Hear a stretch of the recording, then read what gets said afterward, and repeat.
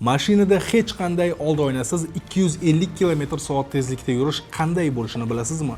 Fizika qonunlariga ko'ra, bunday tezlikda yuzingizga urilayotgan shamol tom ma'noda nafas olishingizga yo'l qo'ymasligi, pashsha va hasharotlar esa pulemyot o'qidek urilishi kerak. Ammo Ferrari Monza SP1 rulida siz buni deyarli his qilmaysiz. Buning sababi nimada?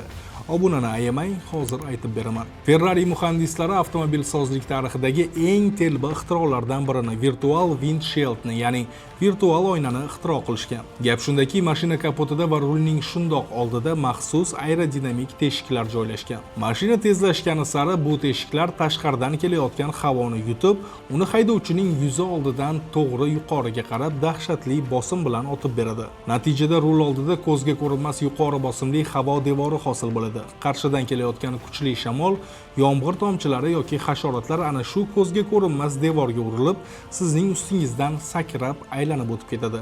Ya'ni mashina atrofida haqiqiy bo'ron bo'lsa ham, siz rulda hech qanday noqulayliksiz, xotirjam va shamoldan himoyalangan holda o'tirasiz. Bu shunchaki chiroyli dizayn emas. Bu havoni jilovlab, uni inson himoyasi uchun qurolga aylantirgan mutlaq muhandislik sehridir.